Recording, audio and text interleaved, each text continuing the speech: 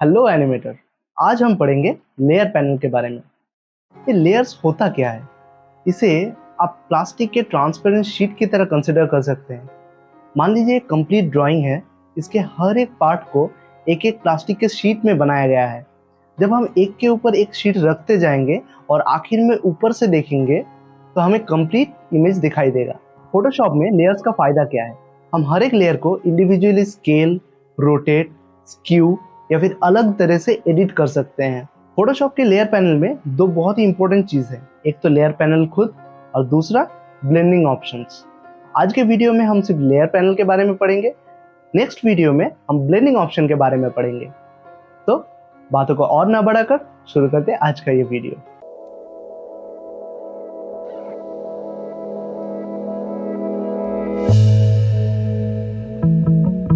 Photoshop में यहाँ पर है हमारा लेयर पैनल।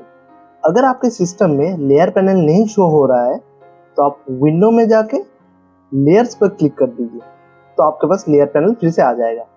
और लेयर्स पैनल को ड्रैग करके जब आप यहाँ पर लेकर आते हैं तो देखिए चारों तरफ एक ब्लू लाइन आ रहा है। अगर आप क्लिक छोड़ते हैं तो लेयर्स पैनल यहाँ पर ऐड हो जाएगा। आप किसी भी पैनल को इस तरह से ड्रैग करके उसे कस्टमाइज कर सकते हैं। लेयर पैनल में डिफॉल्ट में मिलता है बैकग्राउंड लेयर, और अगर आप गौर करें तो सभी ऑप्शंस अभी के लिए डिसेबल्ड हैं। लेकिन अगर मैं इस न्यू लेयर आइकॉन पे क्लिक करूं और एक नया लेयर लूं तो सभी ऑप्शंस फिर से एनेबल हो जाते हैं। लेयर्स के नीचे कुछ ऑप्शंस बने आ रहे हैं। यहाँ पर है डिलीट लेयर। अगर मैं यहाँ पर क्लिक करता हूँ तो हमारे पास एक डायलॉग बॉक्स ओपन होगा। अगर मैं यस पर क्लिक करता हूं तो हमारा लेयर 1 डिलीट हो जाएगा। यहाँ पर एक चेक बॉक्स आ रहा है, डोंट शो अगेन। मैं कहूँगा इसे चेक ना करके ही रखें, क्योंकि जब आप बड़े प्रोजेक्ट पे काम कर रहे हैं, आपके पास बहुत सारे लेयर्स हैं, तो गलती से अगर डिलीट पर क्लिक हो गया तो आपका लेयर चला जाएगा। अगर आप इसे चेक करके नहीं रखते, ये डायलॉग बॉक्स ओपन होगा तो आप देख सकते हैं गलती से आपने डिलीट ऑप्शन दबा दिया है। दूसरा आइकॉन है न्यू लेयर। ये थर्ड आइकॉन है ग्रुप का। अगर आप ग्रुप पे क्लिक करते हैं तो यहाँ पर आपका एक ग्रुप बन के आता है। अब ग्रुप का यूज किस लिए होता है, मैं अभी के लिए ग्रुप को डिलीट कर रहा हूँ। मान लीजिए मेरा ये लेयर 1 है, यहाँ पर मैंने कुछ शेप बनाया और उस पर कलर फिल कर दिया। अब एक और लेयर ले लिया, यहाँ पर भी मैंने एक शेप बनाया और उसमें कुछ और कलर फिल कर दिया। फिर से एक लेयर लिया और एक और शेप बनाकर उसमें कुछ और कलर। डिजिटल पेंटिंग में ऐसा होता है कि कई बार मल्टीपल लेयर्स पर एक साथ इफेक्ट या फिर एडजस्टमेंट अप्लाई किया जाता है।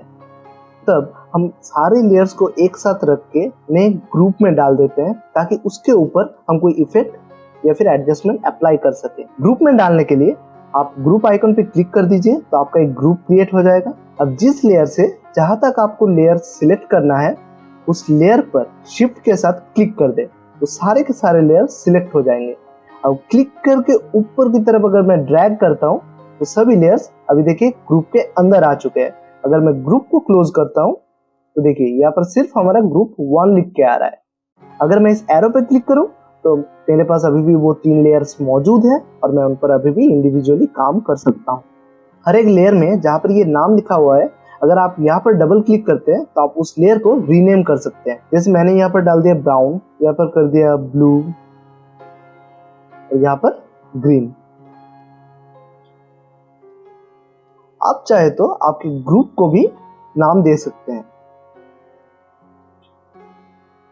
आप बैकग्राउंड लेयर को भी एक नॉर्मल लेयर में कन्वर्ट कर सकते हैं। अगर आप बैकग्राउंड लेयर के ऊपर डबल क्लिक करते हैं तो एक डायलॉग बॉक्स ओपन होगा और यहाँ पर नाम लिख के आ रहा है लेयर 0। आप चाहे तो यहाँ से उसके नाम को चेंज कर सकते हैं और ओके दबाने पर ये बैकग्राउंड लेयर एक नॉर्मल लेयर में कन्वर्ट हो जाएगा और आपके सामने सारे के सारे ऑप्शंस फिर से एनेबल हो जाएंगे। आई होप आपको कैसे लेयर्स लेने हैं, कैसे लेयर्स को डिलीट करना है और ग्रुप कैसे बनाना है और उसे नाम देकर किस तरह से अरेंज करना है, ये अच्छी तरह से समझ में आ गया होगा। अब हम चलते हैं इन ऑप्शंस की तरफ। मैंने यहाँ पर एक इमेज ले लिया है। अगर आप किसी इमेज को ड्रैग करके डायरेक्टली फोटोशॉप में ड्रॉप करते हैं तो वो इमेज बैकग्राउंड लेयर पे बन के आएगा। मैं इसके ऊपर एक लेयर ले लेता हूँ। यहाँ पर मैं अगर कुछ ड्रॉ करूं और उसके ऊपर कुछ कलर फिल कर दूं, ये एक अलग लेयर पे है, इसीलिए मैं इसे मूव कर सकता हूँ, इसे ट्रांसफॉर्म कर सकता हूँ और इसके ऊपर कुछ भी पेंट कर सकता हूँ। आप देख सकते हैं कि मैंने जब इसके ऊपर पेंट किया तो ये पूरे कैनवस में ही पेंट हो रहा है। लेकिन फोटोशॉप में यहाँ पर कुछ लॉक्स के ऑप्शन है। पहला ऑप्शन है हमारा लॉक ट्रांसपेरेंट पिक्सेल्स। अगर मैं बैकग्राउंड लेयर को ऑफ करता हूँ तो आप देख सकते हैं हमारे ड्राइंग के आसपास पूरा कैनवस ट्रांसपेरेंट है। अब अगर हमने ट्रांसपेरेंट पिक्सेल्स को लॉक कर दिया और इसके ऊपर पेंट किया तो आप देख सकते हैं इस लेयर के जितने हिस्से में पिक्सेल्स कलर्ड है वहीं पर ही बस हमारा ब्रश टूल काम कर रहा है। हाँ, हम अभी भी इसे मूव कर सकते हैं, ट्रांसफॉर्म भी कर सकते हैं। दूसरा ऑप्शन है हमारा लॉक इमेज पिक्सेल्स। अगर हम इस पर चेक करते हैं तो इस ड्राइंग के ऊपर हम अभी कुछ नहीं बना सकते। जब भी हम ब्रश टूल से कुछ पेंट करने की कोशिश करेंगे फोटोशॉप हमें एक वार्निंग देगा कि लेयर लॉक्ड है अभी। लेकिन अभी भी हम इसे मूव कर पाएंगे और ट्रांसफॉर्म भी कर पाएंगे। थर्ड ऑप्शन है हमारा लॉक पोजीशन। अगर हम इस पर चेक करके रखते हैं और यहां से चेक हटाते हैं तो ये अभी पोजीशन में लॉक हो गया है, ये मूव नहीं होगा। लेकिन आप इसके ऊपर अभी भी काम कर सकते हैं, इसके ऊपर पेंट कर सकते हैं। ये कहाँ काम आता है कि मान लीजिए हम किसी आर्टवर्क में काम कर रहे हैं, वहां पर बहुत सारे ऑब्जेक्ट्स हैं जहां पर हम डिटेलिंग कर रहे हैं। अब कभी कभार ऐसा होता है कि गलती से अगर कोई ऑब्जेक्ट हिल जाता है तो हमारा आर्टवर्क खराब हो सकता है। लेकिन अगर आप उसकी पोजीशन को लॉक करके और उसके साथ साथ ट्रांसपेरेंट पिक्सेल्स को भी लॉक करके रखेंगे तो आप सिर्फ उस ऑब्जेक्ट के ऊपर ही काम कर पाएंगे बिना उसके पोजीशन को छेड़े हुए। यहाँ पर हमारा एक लॉक है। ये कब काम आता है? जब हम मल्टीपल आर्टबोर्ड पर काम कर रहे हैं और हम नहीं चाहते कि किसी आर्टबोर्ड का वर्क किसी और आर्टबोर्ड में चला जाए या फिर नेस्टिंग हो जाए या फिर कुछ और प्रॉब्लम आए, तब हम इसे लॉक करके मैनेज कर सकते हैं। अभी के लिए ये थोड़ा सा एडवांस है, इसलिए हम एडवांस क्लासेस में इसे जानेंगे। अभी के लिए इसे स्टॉप करते हैं। फिर हमारा आता है लॉक ऑल।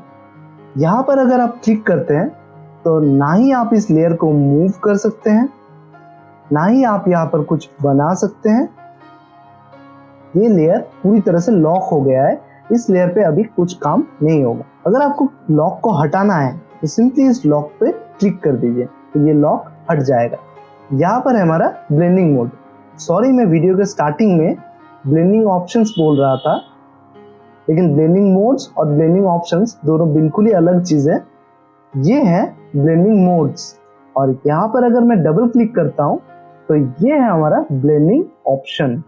ब्लेंडिंग ऑप्शन के बारे में हम अलग से एक डेडिकेटेड क्लास में पढ़ेंगे, बहुत ही डिटेल में पढ़ेंगे, सभी ऑप्शंस के बारे में पढ़ेंगे कि किस तरह से इन सभी ऑप्शंस को हम यूज करके अच्छे अच्छे इफेक्ट्स ला सकते हैं, बहुत ही अच्छे अच्छे काम कर सकते हैं।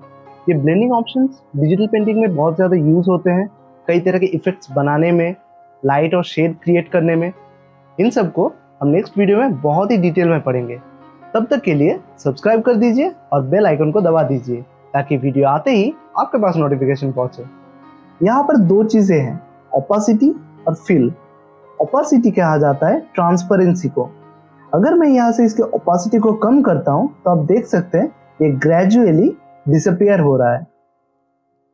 अगर मैं इसे 0 कर दूंगा तो ये पूरी तरह से गायब हो जाएगा और 100% पे ये अपने सारे पिक्सेल्स के कलर को मेंटेन रखेगा। यहाँ पर है फिल। अभी के लिए आप देख सकते हैं कि फिल को भी अगर मैं घटाता हूं तो ये इमेज धीरे धीरे डिसअपियर हो रहा है।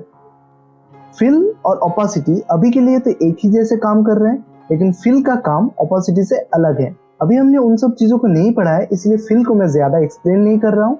जब हम एडवांस क्लासेस में पढ़ेंगे तो फिल के काम को पूरी तरह से एक्सप्लोर करेंगे। ऊपर में यहाँ पर हमारा एक ड्रॉप डाउन मेनू आ रहा है। यहाँ पर अगर हम क्लिक करते हैं तो हमारे पास कुछ ऑप्शंस आ रहे हैं।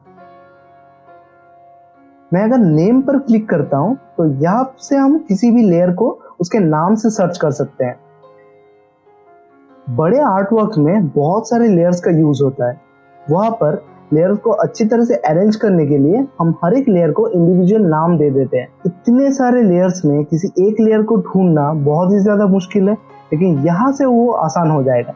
अगर आपको उसका नाम पता है तो सिंपली आप उसके नाम को सर्च करके लेयर को ढूंढ सकते हैं। यहाँ पर एक इंटरेस्टिंग चीज है कलर। अब कलर क्या है, आप हर एक लेयर को अलग अलग तरीके से कलर दे सकते हैं। जैसे यहाँ पर अगर मैं राइट क्लिक करता हूँ तो कुछ ऑप्शंस आ रहे हैं। मान लीजिए मैंने रेड पर क्लिक कर दिया और इस ड्रॉप डाउन से मैंने रेड सिलेक्ट कर लिया, तो देखिए हमारा लेयर 1 यहाँ पर शो हो रहा है। अगर हम फिर से काइंड पे चले जाते हैं तो हमारा दोनों लेयर शो हो रहा है और यहाँ पर लेयर के सामने रेड कलर आ रहा है। हम चाहे तो इस कलर को डिसेबल भी कर सकते हैं नो कलर पर क्लिक करके। हर एक लेयर के सामने एक आई बन के आ रहा है। अगर आप उस आई पे क्लिक करें तो वो लेयर हाइड हो जाएगा। आप कभी भी यहाँ पर क्लिक करके उस लेयर को विजिबल कर सकते हैं और कभी भी हाइड कर सकते हैं। यहाँ पर आप कुछ आइकॉन्स को देख सकते हैं। ये आइकॉन्स फिल्टर्स हैं।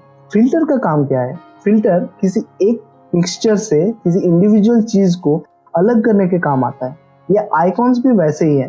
ये सारे के सारे आइकॉन्स हर एक इंडिविजुअल लेयर को ढूंढने के लिए बनाए गए हैं। अगर हम यहाँ पर क्लिक करते हैं तो पिक्सेल लेयर्स को ये ढूंढेगा।